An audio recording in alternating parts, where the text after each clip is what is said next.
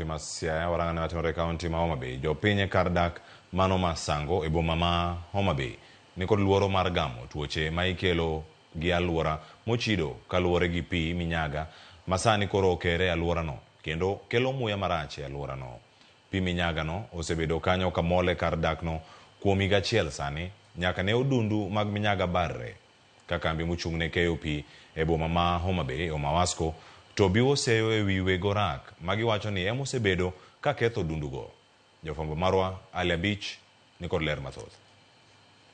Mar kadak masango e boma ma Homa Bay muya marach osaso jopiny modak e alworano kod jogo matiyo kod apaya ni tik ma osebedo ka kuom higa achiel sani nyaka ne dag minyaga ni barre kendo sani pige mochide mag minyaga molo tino godiochieng' ka kelo pek ne jopiny. Jodak e alwora masango ywak ewi tik marach mosasogi kendo mayo gi kwe utegi nyaka ne otogoro mar minyaga ni barre ka giwacho ni gin kod luoro mar gamo tuoche mikelo kod alwora mochido kaluwore kod muya marach ma gisebedo ka giyweyo. Sebedo ke kuom higa achiel nyaka ne chak los ndara ni nyaka sani kaka no pae ma switch no tore nyaka sani en kamano kaka unene ni luang ni dhie udi to kanyo mochieme yamo marach donjo nyaka udi ko waonge gi kwe ko ne wakwayo sirikal koyie to mondo bi olosnwa ndara ni mondo switch ni olose. Ok nyaka to yaw drisha to wan gi nyithindo nyathi ng'eni tugo nyaka siwech samoro iwuok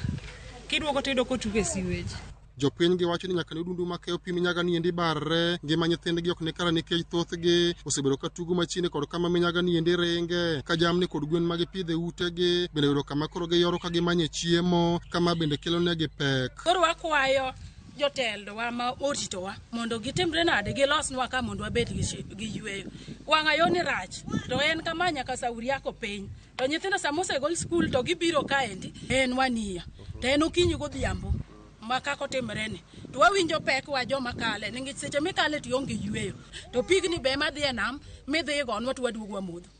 Pige mochido mag minyaga mawuok e alwora ni mol nyaka nam lolwe kendo rure kod pi ma jopiny tiyoge utegi ka jopiny kwayo sirikand kaunti mondo yo losi odundu makamago masani koro keyo pige mag minyaga e alwora no. Siweji ni nyaka ne ndara ni chak lose gisebedo ka gikethe gilose gikethe kaka nyithindwa nyalo tugo problem health mar gi ngima gi ma kawaida kendo koro kethre nikech muya koro rach.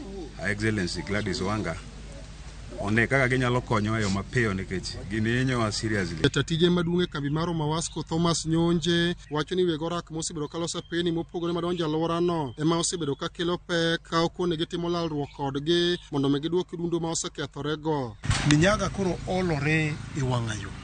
And this is a serious health hazard. An ywak masebedo ka ywago mapile pile ne contractors gi kaka kama wachungi mane toka kane en odundu matero minyaga e nam ne waloso odundu ni maber moyiere gi jogi to king'iyo sani ne gichak giduogo magipure. Onego gi liars gi service providers mar pi ma en Homa Bay Water and Sanitation Company o Mawasco then wakao engineers wa to wuotho kodgi kantiere service lines ma nyalo dwaro bedo relocated to wa relocate. Ali Abich, Ramogi TV, Homa Bay. Kawo ke sigana mar Ali Abich wadhiane kaunti ma Migori. Pur mar bel